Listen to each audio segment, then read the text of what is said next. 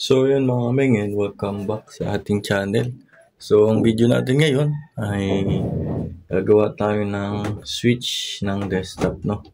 So magdi-DIY tayo yung mga ginagamit sa mga desktop na switch. Yan, gagawa tayo niyang nasa screen. Yan, makikita nyo dyan. Yan ay may nabibili niyan pero magdi-DIY tayo, no? So ito yung mga kailangan natin.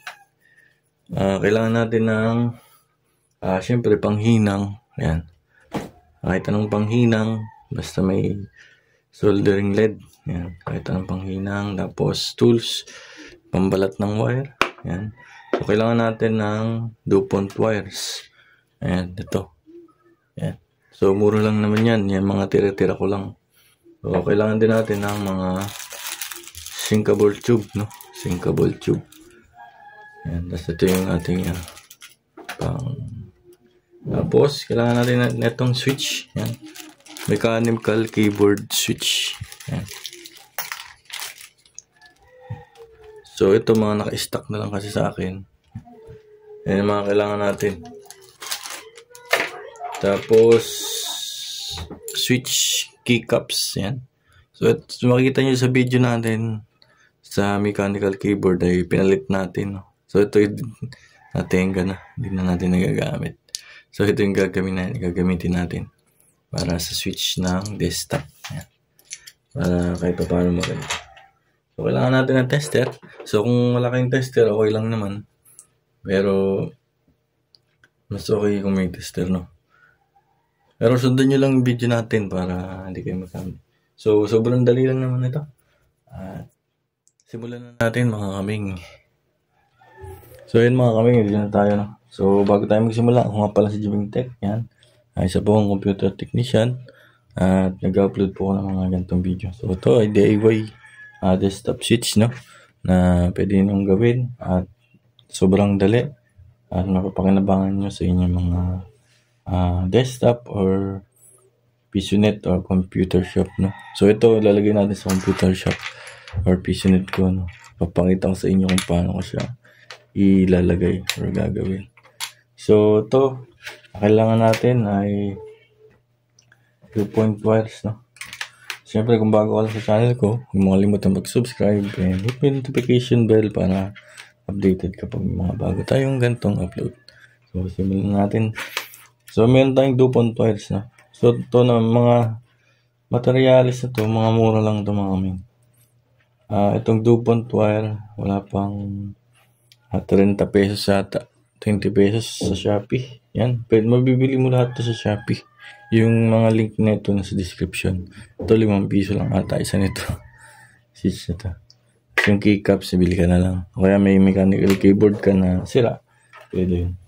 Kunin mo lang yung mga ganito. Ayan, sobrang niya. Okay, punta muna tayo sa 2.1, no. Ayan, 2.1. Kailangan natin yung wire dalawahan. Ayan, dalawahan. Ayan, dalawahan yung kailangan natin.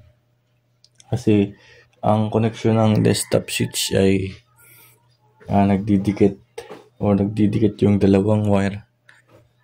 Tapos mawawala pagka nirelease. Pag naka-press, magdidikit. Ganun yung connection niya. Ayan. So putulin ko lang dito. Ayan. So ipapakita ko lang sa inyo yung wiring, no. Ayan. Iganto na natin ng konti. Then babalatan natin siya. Tapos ihinang natin siya dito. Okay. So balatan ko na siya ng konti.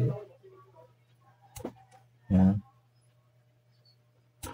Kahit ano, basta mabalatan, masundan nyo lang itong video natin. Ayan. So okay na yan. So patay na panghinang. Ayan. Lalagyan natin siya ng lid. Ayan. So nakikita ba? Ayan. Pila yung panghinang nyo. Lagyan natin.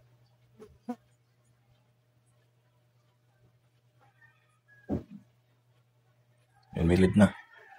Ayan, kailangan magkan siya yung kulay ng panghinang. Ayan. So dalawa yan. Sa isang 2-point wire may dalawa kayong malalagay. So ito na. Okay, ito na yung tsura. Yan. So ito, meron siyang dalawang. Pagpasensyahan nyo na yung aking kuko. So hindi yan dumi, ano yan, ink. Yan, ink yan ng printer. Kaya marumi yan, ink ng printer. And ang gagawin natin, dalawang, ito makikita nyo to. Yung dalawang ano na yan. So lalagyan din natin siya ng LED para kumapit. Yan.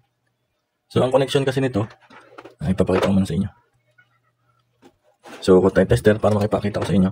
So punta tayong continuity. Yan, continuity. Yan, kita ba? So pag pinag-delete mo yung tester, tutunog.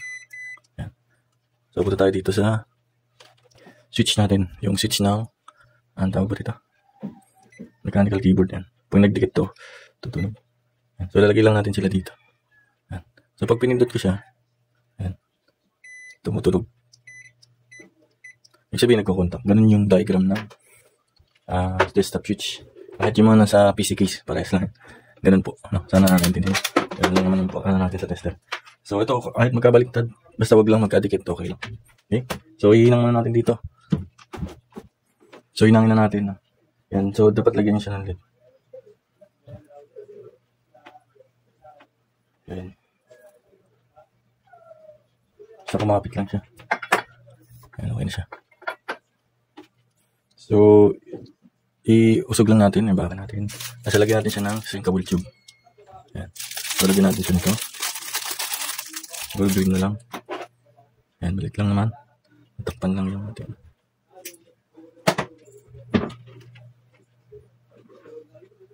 Yan, sakto-sakto. Pusin lang natin dito. Yan.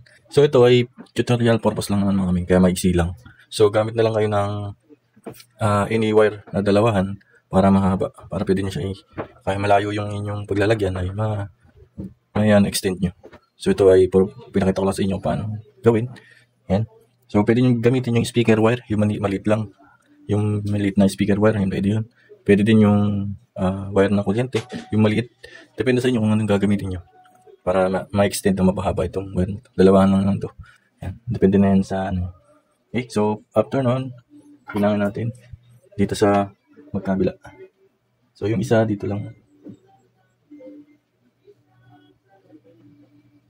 Yan. Tapos yung isa dito. Yan. Yan. Nakahinang na siya. Tapos yung shrinkable tube. Yan. Ganyan lang kadali.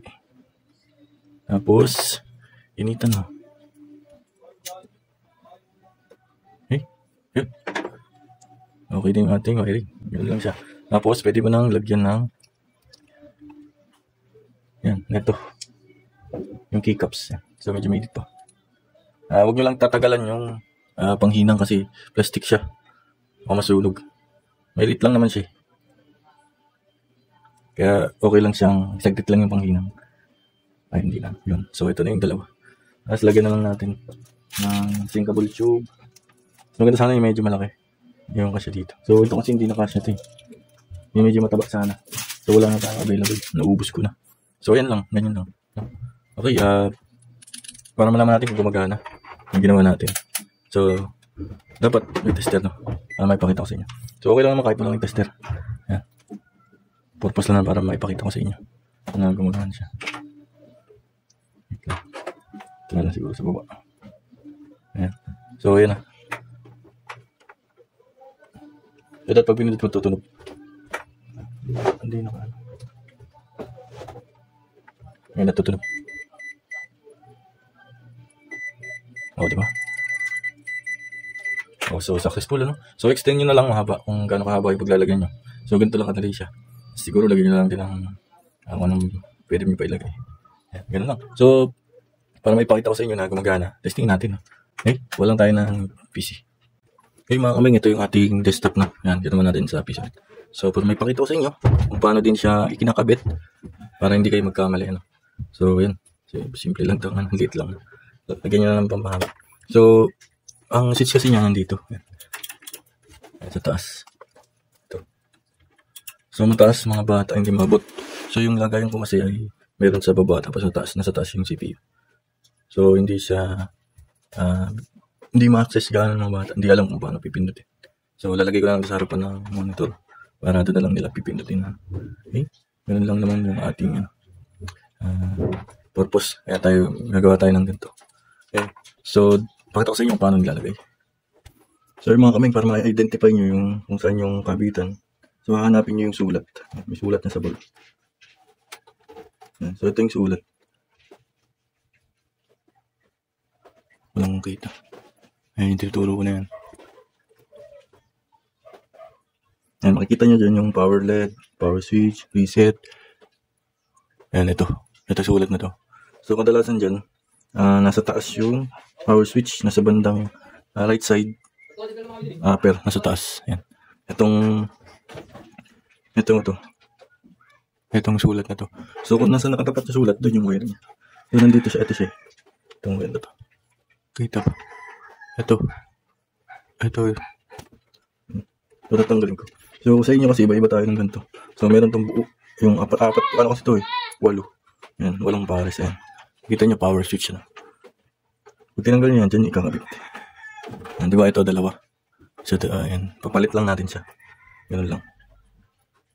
So, kahit naman magbaliktad dyan, hindi naman masisira yung computer. Hindi lang siya mag-uul. Pag sa iba nyo na isaksak.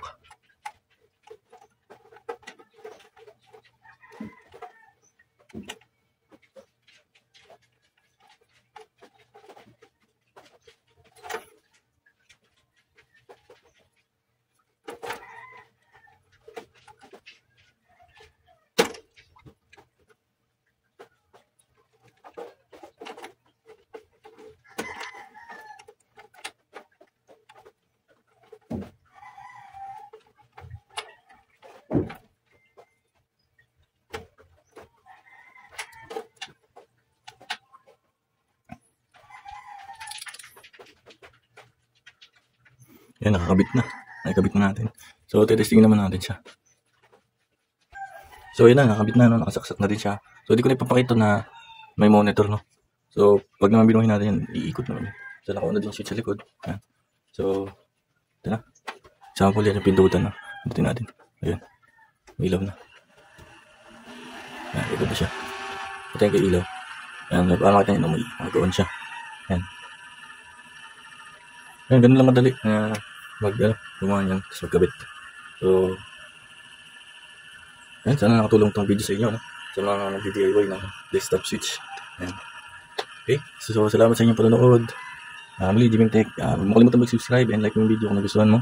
And hit mo yung notification bell para updated ka pag may bago tayong video i-upload. Thank you sa panonood and God bless po.